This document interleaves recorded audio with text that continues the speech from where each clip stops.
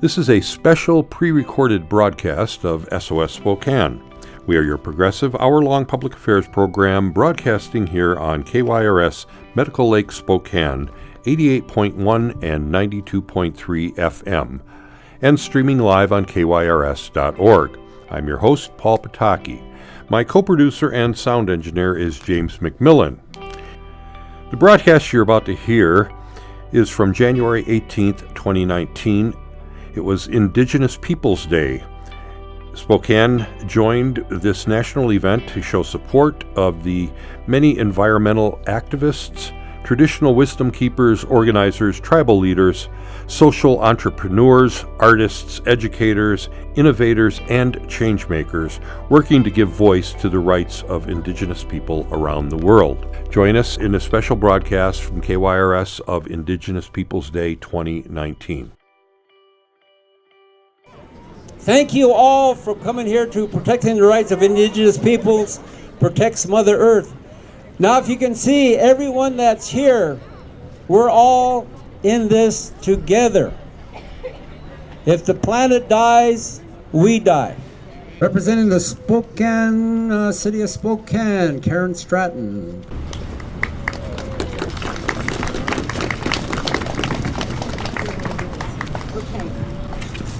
Good morning, everybody. I am so happy to be here. And the young woman next to me is my friend Madeline. And I wanted her to be next to me because she was very interested in the march this morning, and her mom brought her to be part of it. So I want her to have a upfront view of what a community can do when we come together. Before I read the salutation from the City Council, for those of you that don't know me, my grandmother, Anna Hill Brunton, was a Spokane tribal member and raised her family, one of which was my mother, on the Spokane Indian Reservation. I marched today because of her and the strength that she gave my family. I spent many wonderful summers with her on the farm in Ford and on the creek in back of her house. So I march with her in my heart, and my aunts and my uncles in my heart, and pray for their journeys and how much I've learned from their journeys. So I'm going to go ahead and read the salutation from the City Council. Whereas the first Indigenous Peoples March will be held in Spokane on January 18th, 2019 at the City Hall Gathering Place to unite the voices of Indigenous people. And whereas the Indigenous Peoples March in Spokane is in solidarity with other Indigenous people marches being held in Washington, D.C., Kamloops, British Columbia, Everett, Washington, Eugene, Oregon, Bakersfield, California, Cameron, Arizona, Denver, Colorado, and Syracuse, New York. And whereas the Indigenous Peoples March is a march in support of the many environmental activists, traditional wisdom keepers, organizers, tribal leaders, social entrepreneurs, artists, educators, innovators, and change makers who are working to give a voice to the rights of Indigenous peoples around the world and in Spokane. And whereas the Indigenous Peoples March looks to raise awareness about issues such as missing and murdered Indigenous women, Natives Lives Matter campaign, Honor Our Earth, Respect Our Treaties campaign, the Dakota Access Pipeline Project, the Protection Big Bear Ears Monument in Utah, efforts to protect Native American and Indigenous children. Now therefore be it resolved by the Spokane City Council that we hereby salute the organizers, one that I know that was up until, 2 or 3 this morning getting ready for this march. We hereby salute the organizers of Spokane Indigenous Peoples March, proclaim Indigenous rights are human rights, and invite all citizens to participate in Spokane's Indigenous Peoples March on January 18th, 2019. Thank you. Thank you, Karen. Well, let's give the city of Spokane a big round of applause for supporting us. I got the drum, Barry Moses. You're our first speaker. Lam nam spezia, chescol calt, chusauant and chul stambo chixchel huisti, uts unluis and hus, chixchel huisti chulcan chul quelten. Llutils de quepum, u cascalic, u cele echu in stulich, u chul pent chuxexela echi. Tma chul sheo chix, chil huisti chul capi, pu chut chul casux chul hetsia. I was asked why I was marching. And I said that I'm marching for our languages. Our language has been my life work, and it reminds me of what our elders, what our ancestors taught to us, that we've been here from the beginning of time, and we're going to be here forever. And so we have to speak our languages as much as we can, whatever you know, whatever we can, we speak that. And just a short word, I made this sign. It says, Niap Keksen Kelihutsanam, we'll speak our Indian language forever. And I thought about making this sign in our language, and that people on the street might not see or might not understand what this is about. And I thought, but this is for us. These are our words. This is our land. This is our country. And we look at the toxic political environment that we're in today, and it never ceases to amaze me. Some of the conversations that we hear, you hear people say, oh well, this is America, speak English, and things like that. We hear those kinds of things, and it's always ironic to me. Say, well, we're not in England.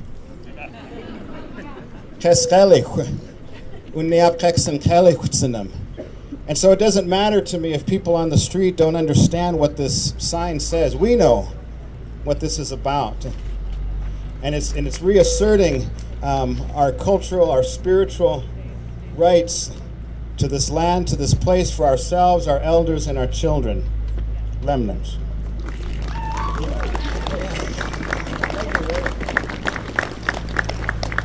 All right, next we have Siobhan Bright. It is good to be Indian. I'm so incredibly proud to stand here with all of you today as an Indigenous woman. My name is Siobhan Bright. I'm a Assiniboine from Fort Belknap Indian Reservation, which is located in north central Montana. My family names are Bigby and Long Fox. My grandmother often calls me Shante Washte, which means a good, kind heart. My grandmothers were very important to raising my sister and I. They seeded who we are. They were the foundation of our character and our beliefs in one another, our connection to Mother Earth, and our direct connection to the Creator.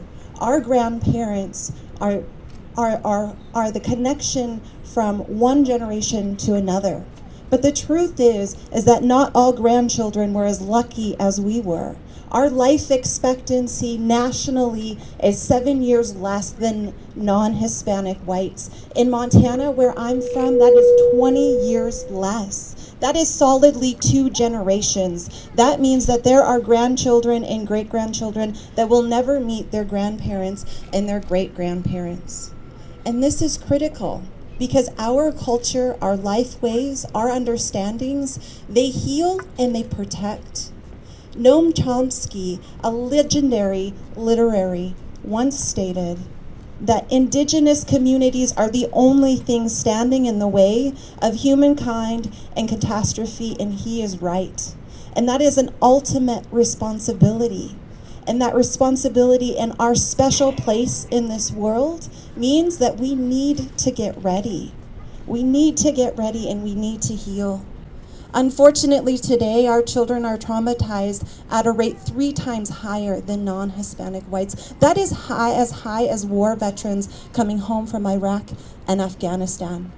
So let me tell you that when we heal, that takes courage to go into the dark places and come back out. And to have that kind of courage requires compassion. It requires shante washte. That means going in with a good and a kind heart. And there was a time that I was deeply lost and that I had forgotten who I was as an Indigenous person.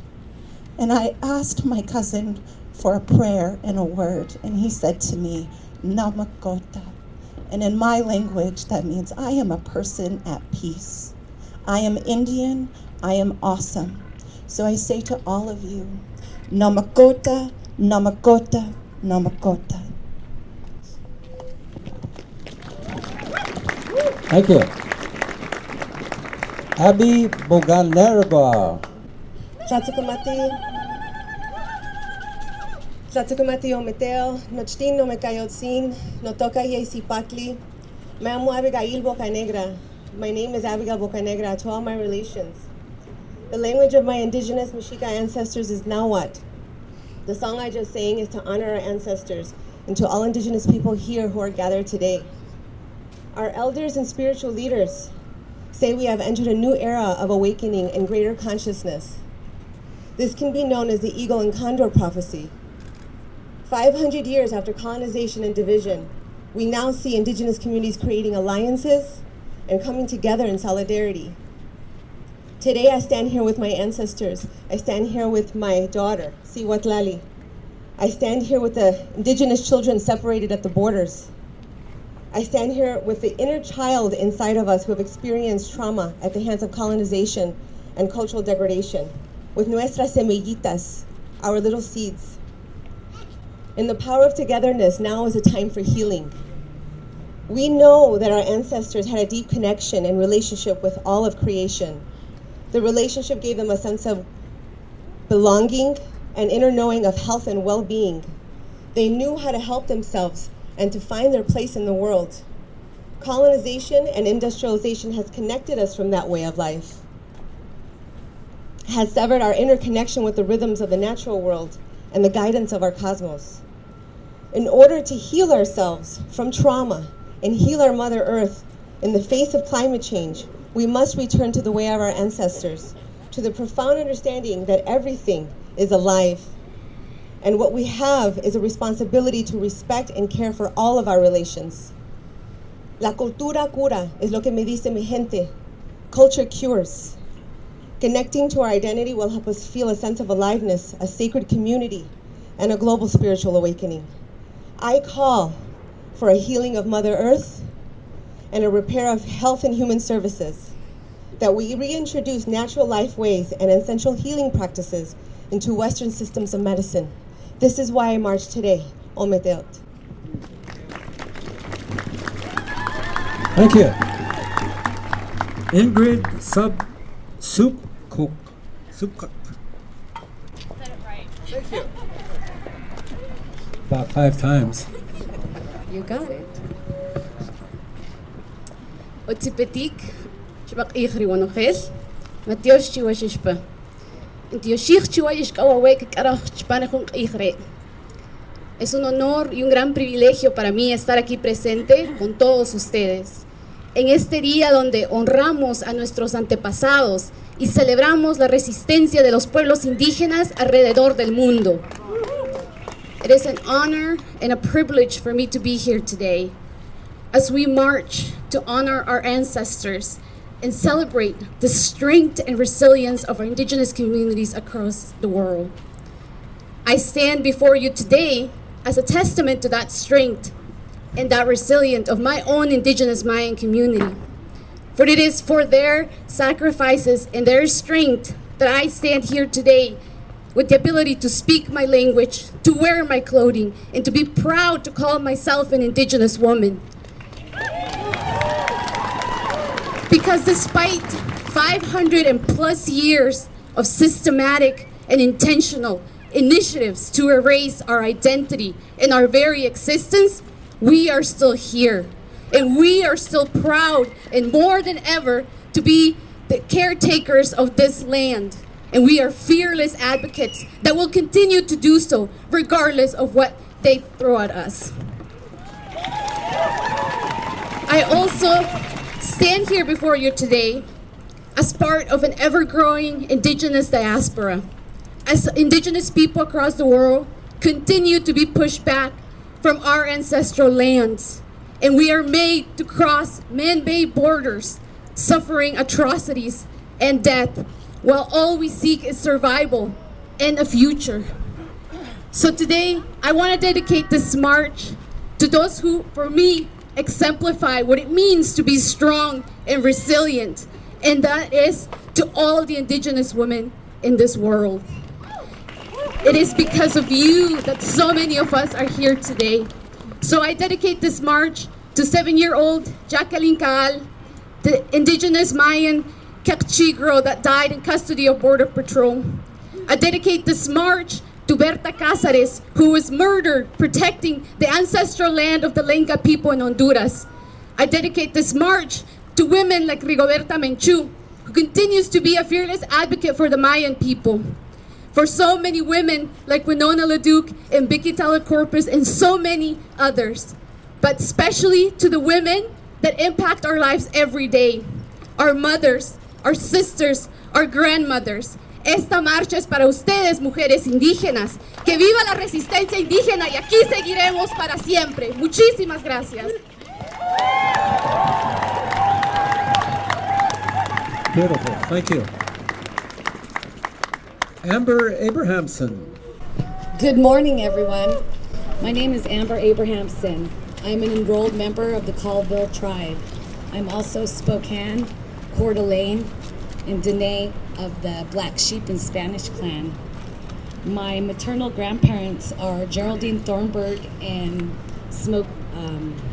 Bud Tenasket, and my paternal grandparents are Anita Abrahamson and Smokey Abrahamson.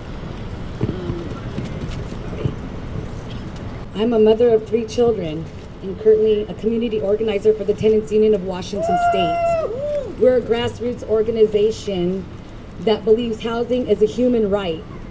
And we're gathered here today to draw attention and awareness to disparities and challenges facing Indigenous people locally and worldwide. On this day today, in 1881, President Hayes declared the Spokane Indian Reservation. Over 100 years ago, by executive order, our ancestors were forcefully displaced.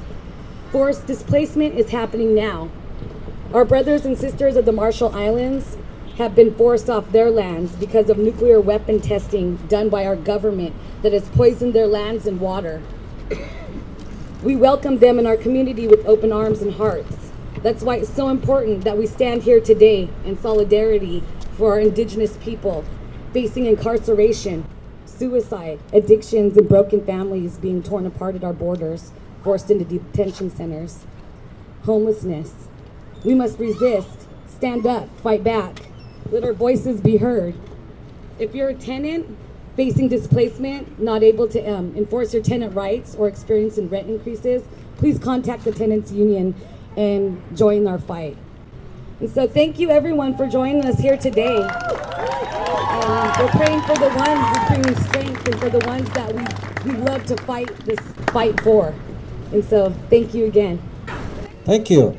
All right, Sean Brigman. My name is Sean Brigman, Spokane tribal member and descendant of regional plateau bands, the Sinaiks, including the Sinaiks, Arrow Lakes, and North Kettle Falls, Shuswap from Kamloops, British Columbia.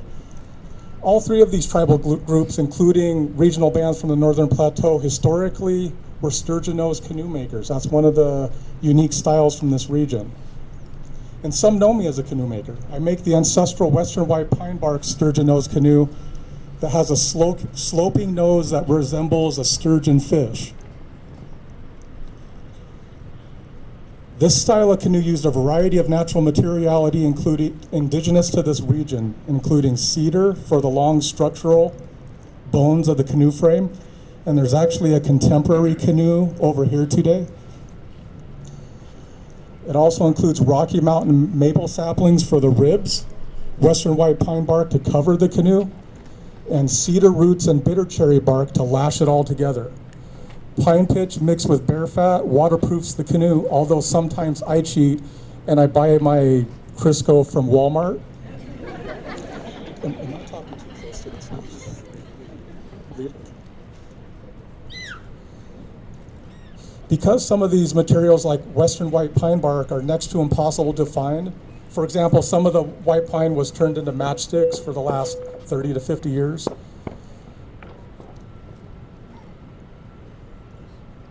I decided to also begin to develop a contemporary style of canoe. And so this interpretation is known as a Salish and sturgeon nose canoe using a frame and assemblage and a skin attachment method originally developed in 2013. You may have seen some of these canoes out on the water, which includes a display in the downtown Spokane Public Library. They are skinned with a contemporary fabric and light up like a lantern out on the water. In fact, 4 of these Salish and sturgeon nose canoes safely delivered water protectors down the Missouri River to the Cannonball River during the 2016 prayer journey to Standing Rock, North Dakota. Now this canoe that's here today, this is actually the canoe of the Salish School of Spokane. And so I'm just going to end with that today. When you have a chance, just be aware that this is the canoe of the Salish School of Spokane. And I'll end with that, Lem Lynch. All right, thank you, Sean.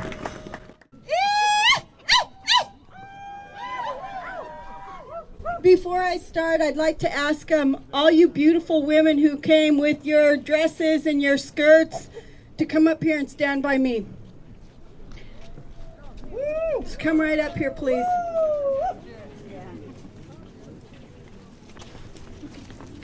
This is the reminder of our missing and murdered Indigenous women.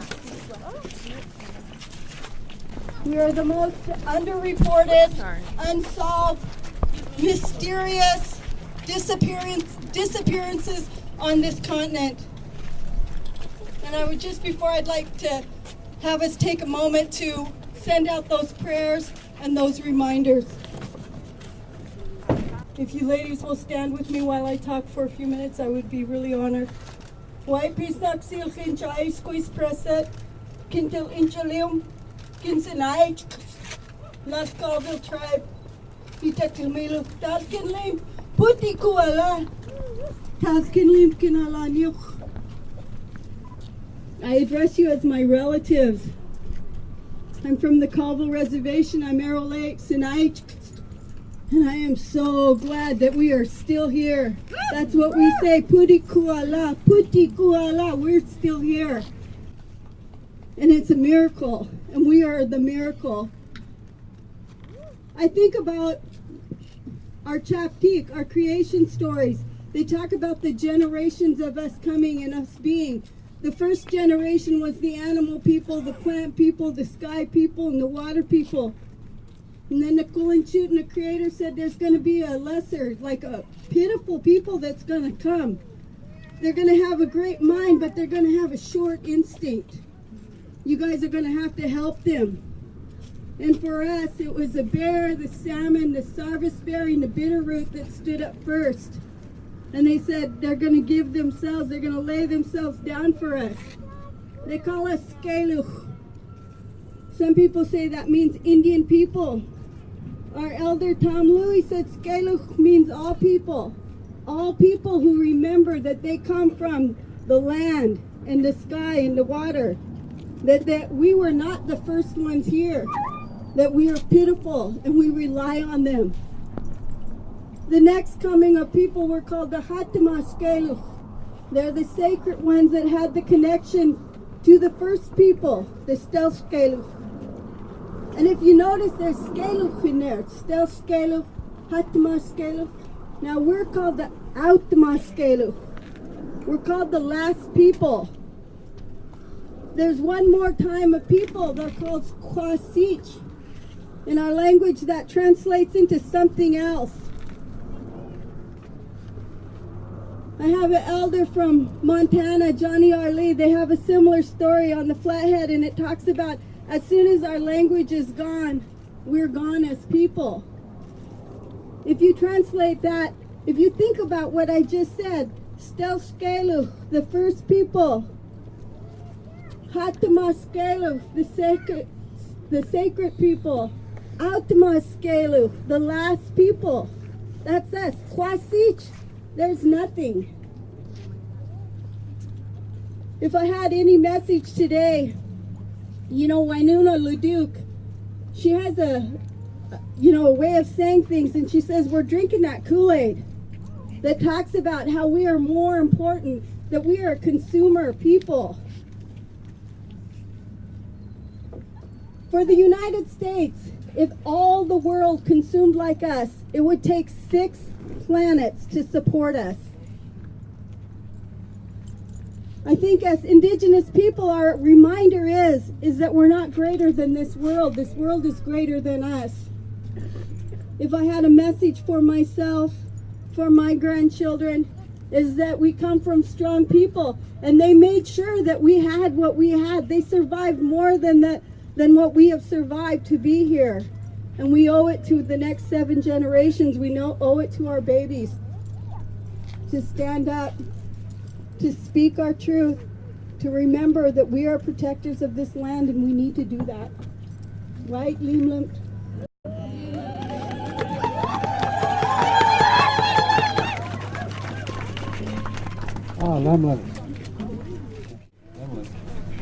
All right, next we have Angel Tamio. Good morning. Good morning, my beautiful people. I look around this crowd and listening to the voices, and I'm really humbled. I'm humbled by the numbers. I'm humbled by the spirit that we all are. I've heard good things, that we still are.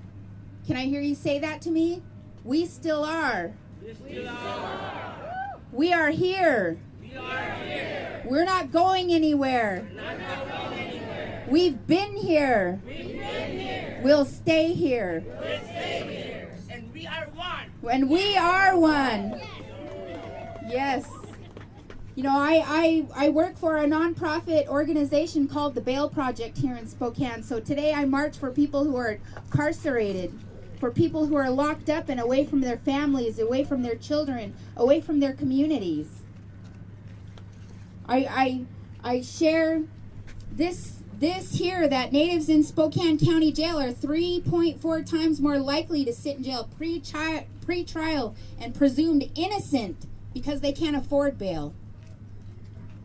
They also pay almost $17,000 more for bail than a white person here in Spokane.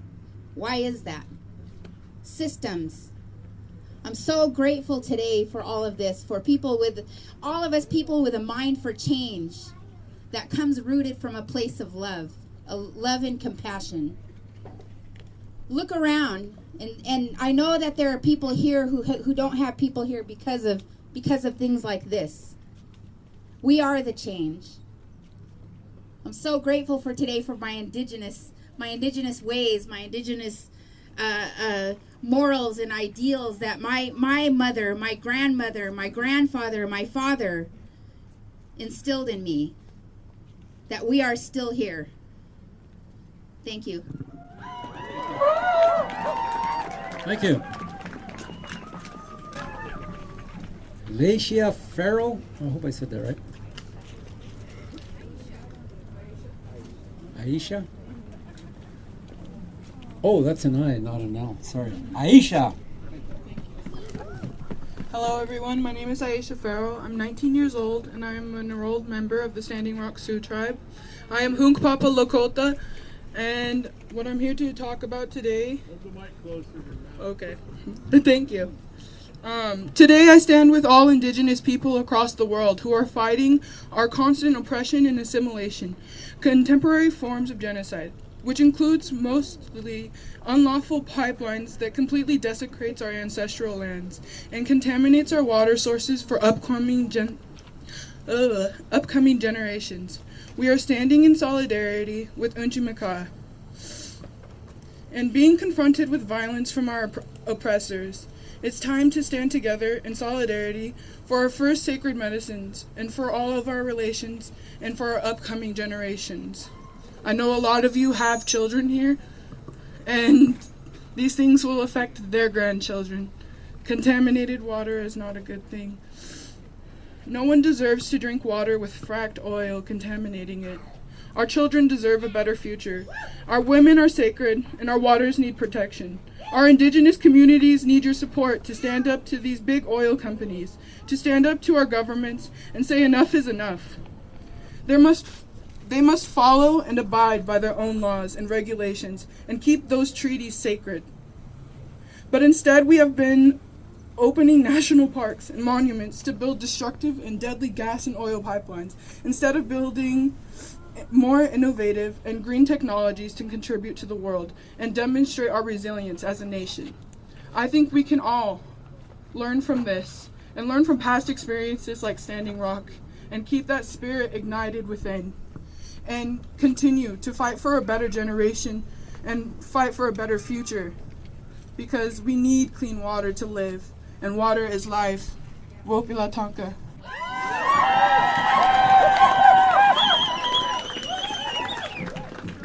Thank you. Good words. All right, now we're going to honor the youth, Idella and family. They have an honor song they're going to provide. Okay, Nixakwanistan, Ataniku Epasuaki. I'm a little nervous today.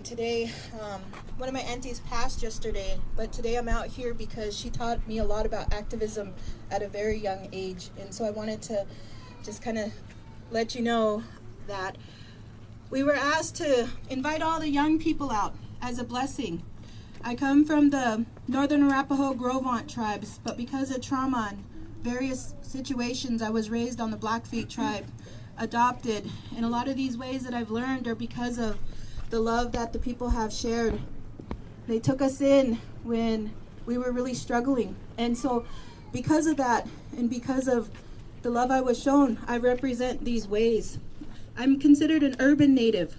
I'm very thankful that my Spokane brothers and sisters have welcomed me in so many beautiful ways to be able to speak standing on their land in a good way. So today I asked my daughter, my mother, to come and help me with this honoring.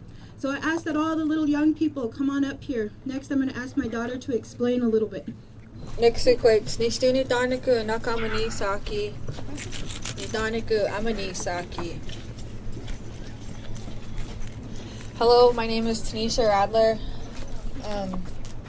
My mom asked me to help sing a blessing song, and since I was 12 years old at my aunt's funeral, I was captured by the Crazy Dog Society to be a singer with the men.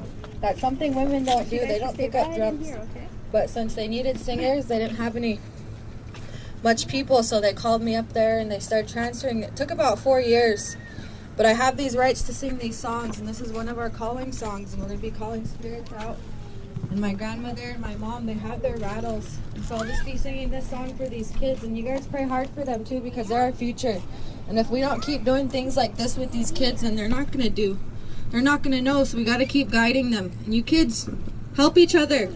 Stick together, even when you grow up, because you guys are always going to be there for life. So we're going to sing this song, and try and warm up. My grandma and my mom are going to bless everybody.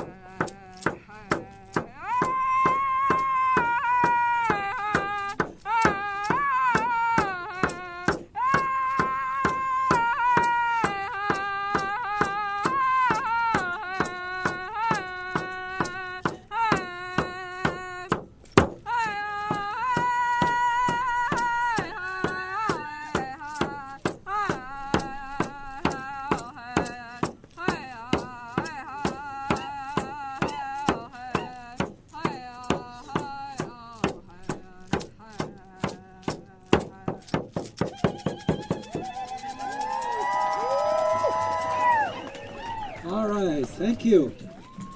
Tara Dowd. Well, good afternoon. I know everybody's getting cold and hungry.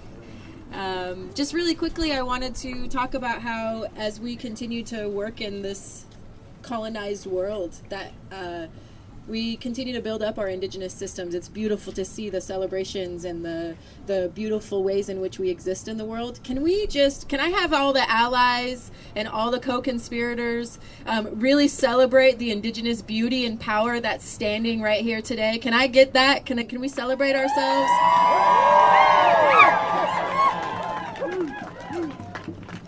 I love being home. I now have a job in Seattle at the Potlatch Fund, and it's awesome being in Seattle, and there's a lot of great love over there.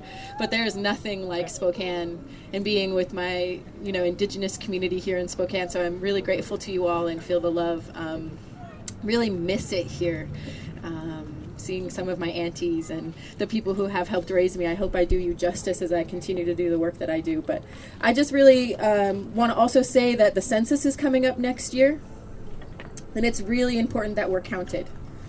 It's really important that we count ourselves and we make sure we're seen, because we're considered the invisible race, right?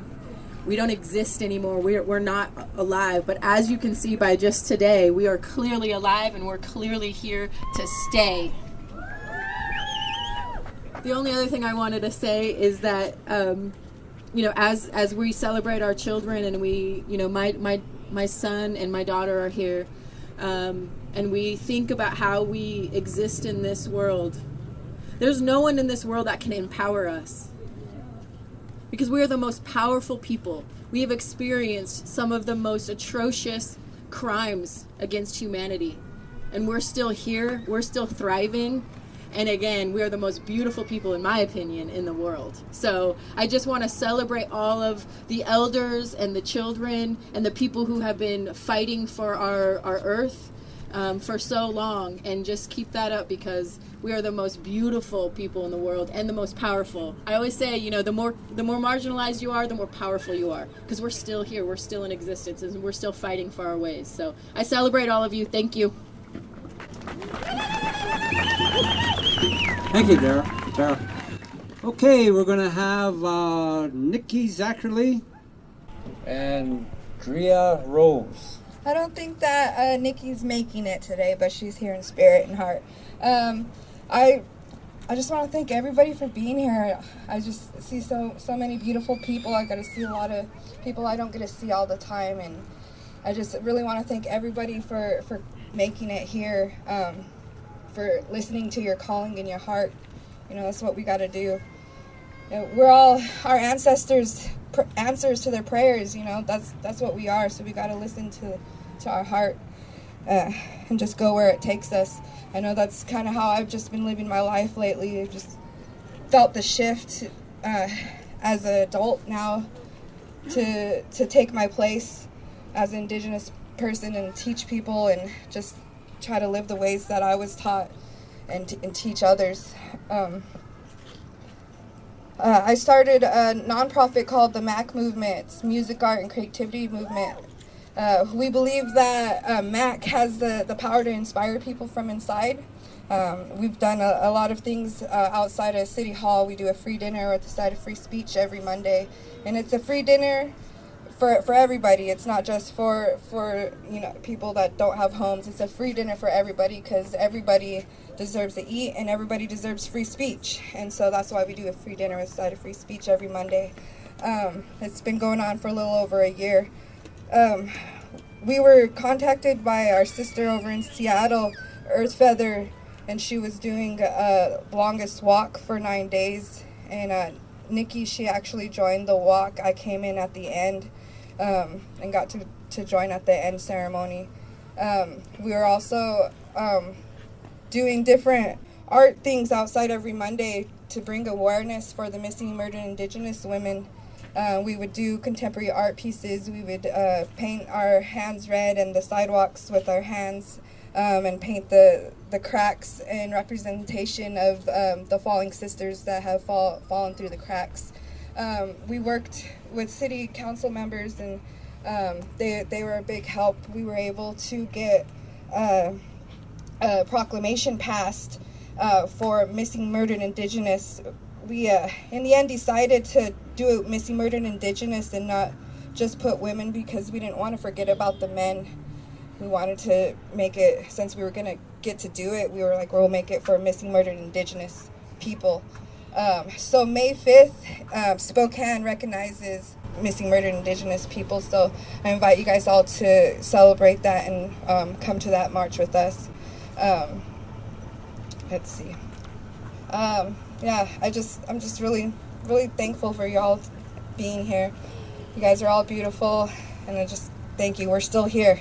All right, thank you. Okay, next we have Officer Greg Butler. See here? Okay, here he comes.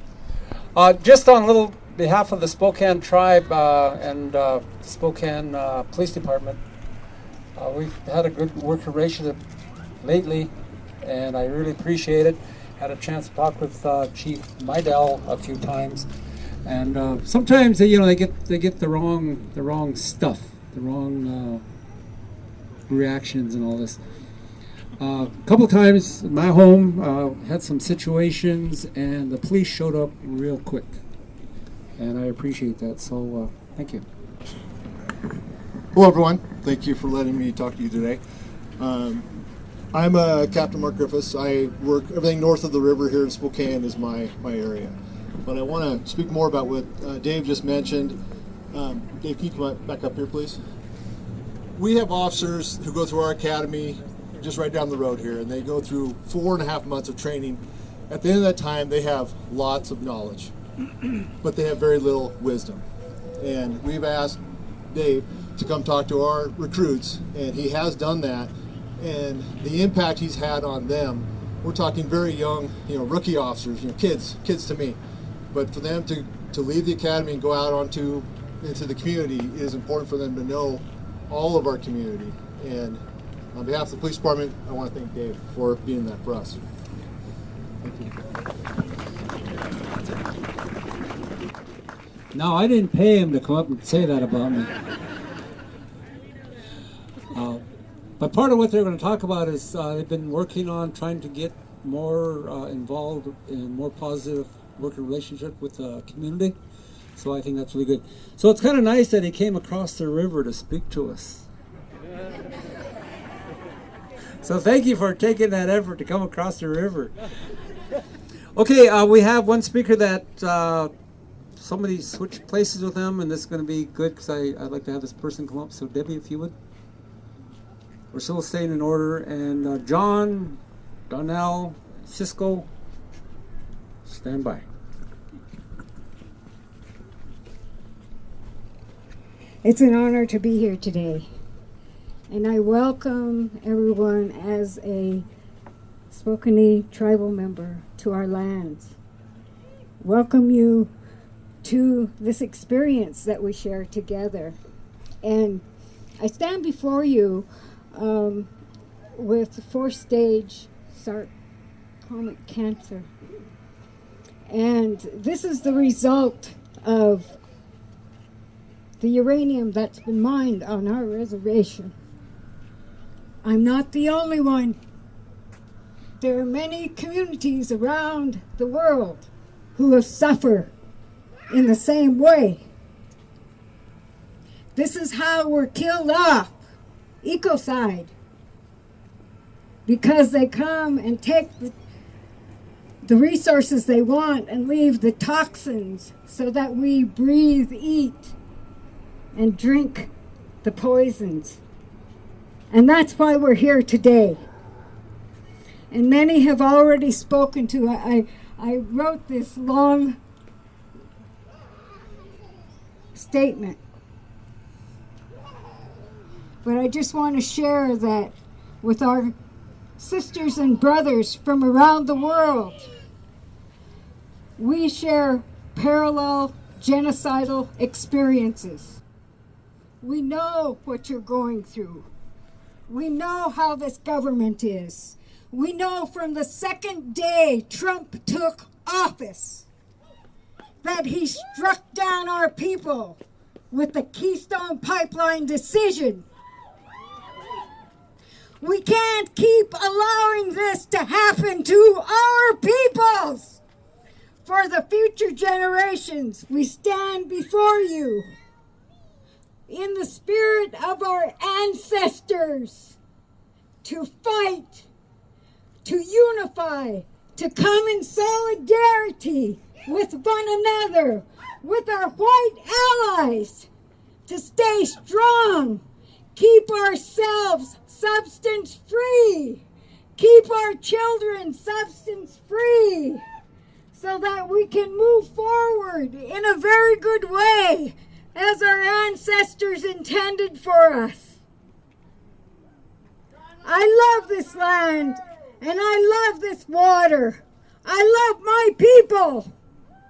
I want a future for all mankind, and this is what we stand for today. So raise your voices! Raise your voices! Love them! Thank you, Debbie. John Cyrus from Yucca.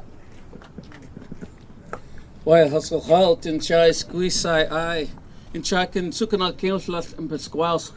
Why can limb kun squee. I'm really glad and happy that you all have come here today. The hearty souls are out here. So thankful for the Spokane tribe for allowing us to gather on their lands here today. My name's John Cyrus. I'm Okanagan and Wenatchee from the Colville Confederated Tribes. I work for the Upper Columbia United Tribes on a number of things, but the thing that I'm going to talk about today is salmon passage into our waters. A lot of people don't realize that 80-pound Chinook June hogs used to come right here to these Spokane Falls. The people here relied on salmon. And all of our tribes, we have 5 tribes, the Colville, the Spokane, Coeur d'Alene, the Kalispel, and the Kootenai tribe of Idaho. We all come together to unify on these important issues around our water, around our food source. Culturally, I've been blessed to have been raised by cultural bearers that have passed down a lot of information to me. The Musulmihum, the 4 chiefs, have given us the greatest gift of life. Their food, their bodies, nourish our souls, they nourish our bodies. The salmon that we eat are the most nutritious calories that we can find anywhere. So for us, we're working really hard to make sure we can have those traditional foods back in our bodies to feed ourselves, not just for Indian people, but for everybody. That salmon economy is something that's going to really bring a lot of jobs and a lot of health. When we look at our health conditions, we don't have access to salmon. It's blocked by Chief Joseph and Grant Cooley. These agreements and these treaties that tribes entered with the United States guaranteed our food sources. We're holding them accountable. They have to follow these agreements. It's the supreme law of the land. They must do it. And that's why we come together and fight for these salmon people. When they give up their lives to us, we're taught, we have to take care of them. We have to share that food in a loving and a caring way. When we sing those songs and we have those dinners for them, they'll return. They'll know that we respect them, that we love them. So it's so important for us to come together and share that and to live that, walk it. Every day when we go up against BPA, we go up against these federal agencies that raise their hands like, well, it's too complex, it's too hard, we don't know what to do. Everything you've heard today, I'm so grateful for all the voices that have been said. We say those same things. We're here. We've always been here. We're not going anywhere. Let's work on this together. You're the one that runs these dams. You're the one that are supposed to uphold these agreements. Let's work together. So as we go forward, a lot of people want to know, well, what do we do? So the tribes came together. We developed a plan that we're going to be releasing fairly soon in a couple weeks that gives that direction, how we're going to bring those salmon back. And for everybody out here, raise your voice. You heard that several times. Demand. Why? What is our water like? Because we need clean water for salmon. We need clean water for our people. We need to know what this water is like. Ask them. Ask those agencies. Demand these things of our people, of our representatives. What are you doing to uphold these agreements that you promised these Native people? These are the things, when you raise your voice, you direct those direct questions at those representatives. That's how we're going to make change. Coming together like this, I'm so grateful. I'm so happy. White Limlet. Thank you, John. 4 minutes, 37 seconds. Donnell Barlow.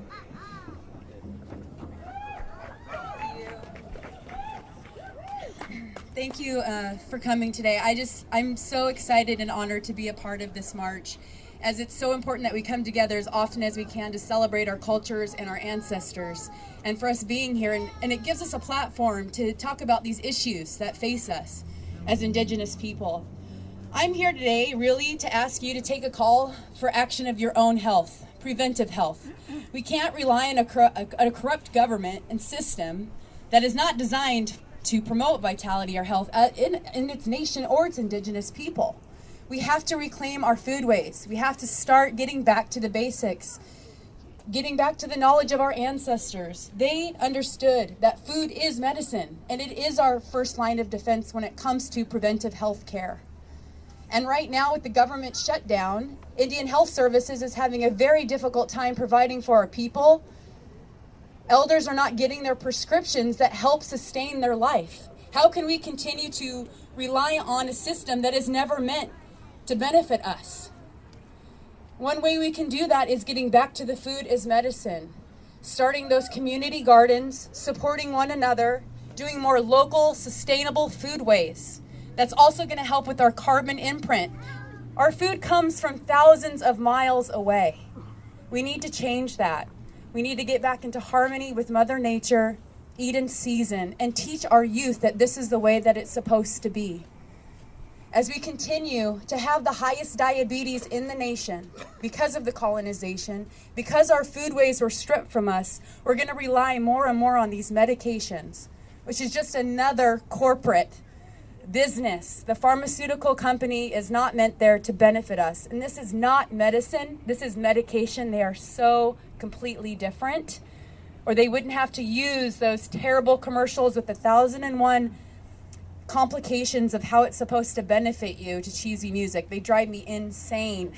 It is not medicine. It is far from it. So I ask you, what is your relationship to food? Are the choices that you're making each day, is it going to benefit your body? And are we supporting these corporations that are poisoning us with their processed food? I think we are.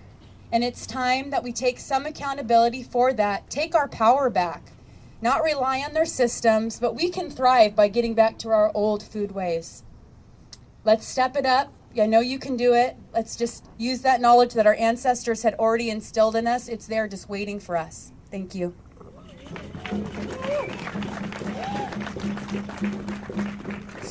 Thank you. Cisco Aguan. He was a gentleman. So quiet. Oh, here you go. I'm so honored. I look around and only one that have flowers. Okay? And you might be wondering why I'm here. I'm so honored with the Native Americans. You go to Guam, and the sign said, "Welcome to Guam, where America's Day begins." I come to United States. One of my daughter-in-law is called a Native American. So where did it come from? American or a Native American?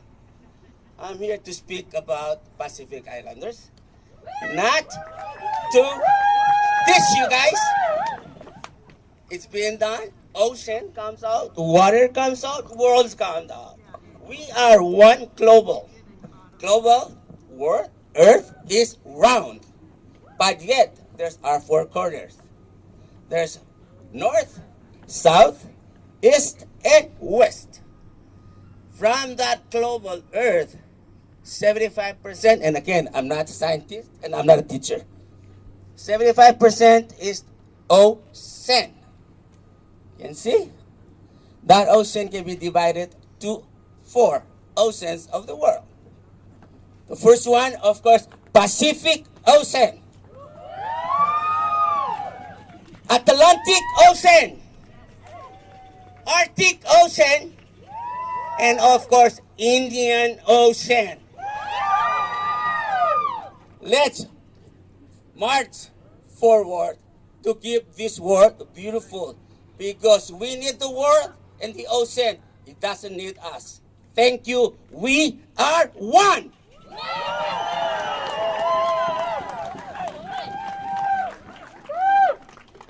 Yeah, when we started off this morning, I said, you guys are all standing in little groups. Why don't you spread out and talk to your other people, all the people? Well, then he's the first. He jumped out and gave a good little talk. So thank you. And he smiled. All right, thank you.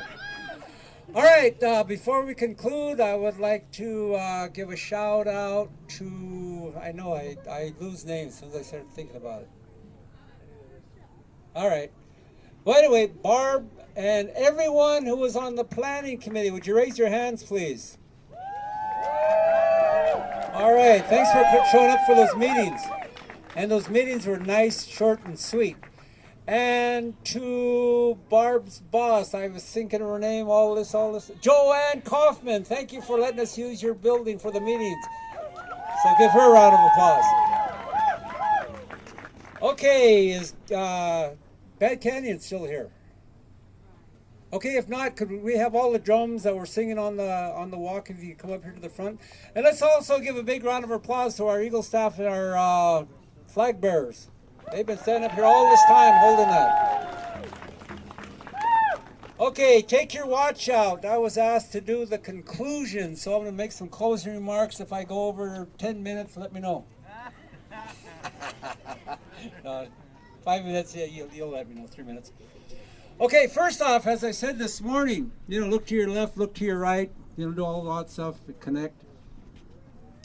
I think all of you understand that before we begin to do anything, we have to ask ourselves, what are we willing to do?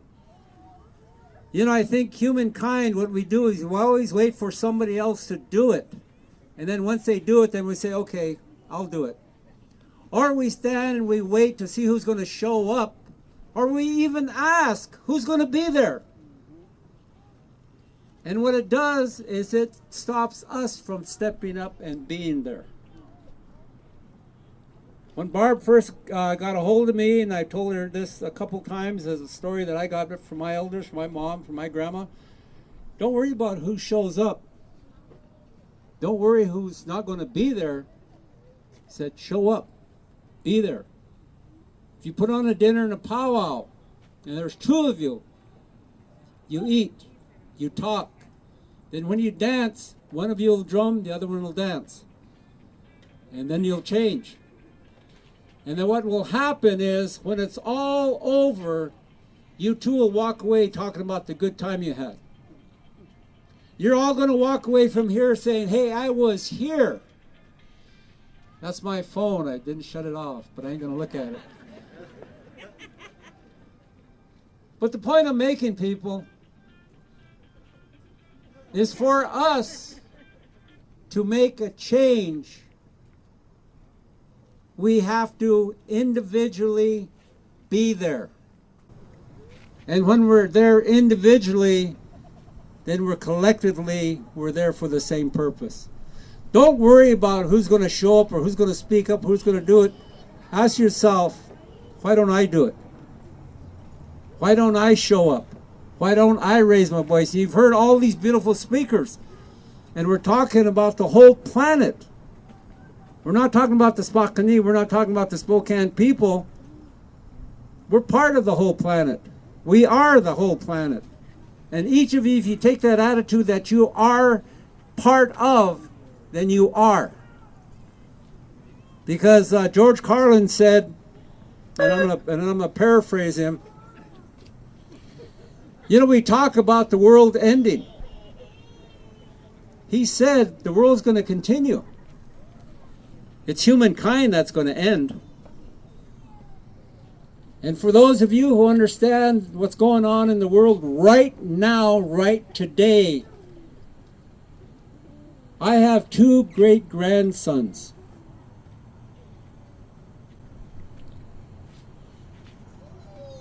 I tell my wife what's going to be like for them. I told my wife, I said, the only thing we can do is tell them to prepare themselves.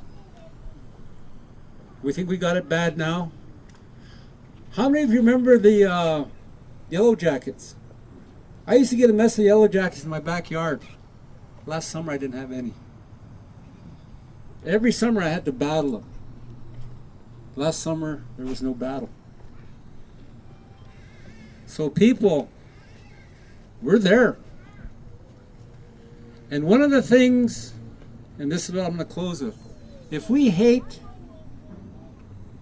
you look at the people, oh, they're white, oh, they're black, oh, they're Indian, oh, they're a half-breed, oh, they got long hair, oh, they got short hair, oh, they're from the other side of town, or they're off the res, or on the res. They live up on the South Hill, they live down in the ghetto. That's what's hurting us. That's what's hurting us. And for me, and I can only speak for myself, when I used to be that way, and I was hateful. Guy asked me one time, he said, what do you hate? I said, I hate white people. He was half Mexican. I said, I hate Mexicans.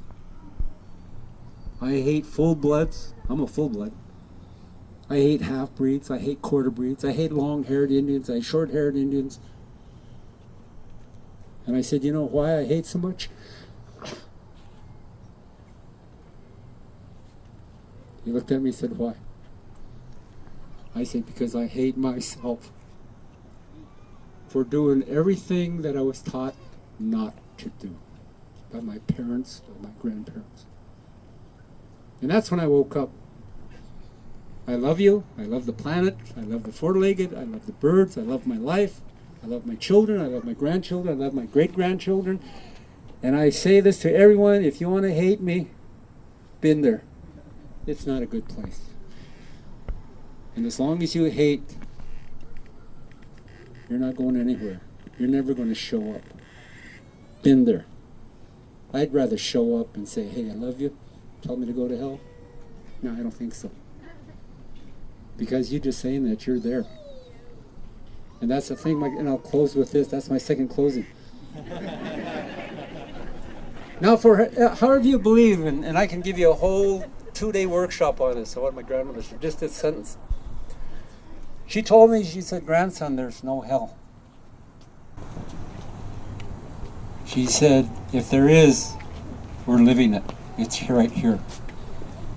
She says, what we do in our life through our stories, through our creation stories, through our beliefs and our value systems, as a Spokane, as a Spokane, she says, that elevates us to heaven. And heaven, if there's a place, it's right here. Think about what I'm saying. If we're walking in hell, if we believe in hell, and we hate, and we do all that, then we're in hell. But if we love, we forgive, we can do all this, then we're in heaven. And if this is heaven for me, and it is, then when I pass on, man, it's going to be a real great place. So ladies and gentlemen, for all of you, turn around to your left, your right, behind you, shake hands, hugs, do whatever you want, give them a good look, say, ooh, nah, gee, you're a good looker. And thank you for being here, and let's this be the first day of every day for the rest of our lives, because we're going to rock and roll. The planet's going to be happy with us. All right, thank you.